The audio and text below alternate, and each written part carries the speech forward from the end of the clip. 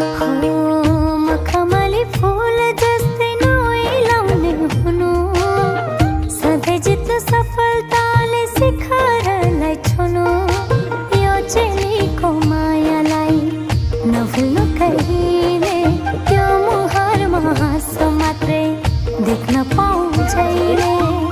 यति भए अरू खुसी चाहिन्न मलाई, मेरो प्यारो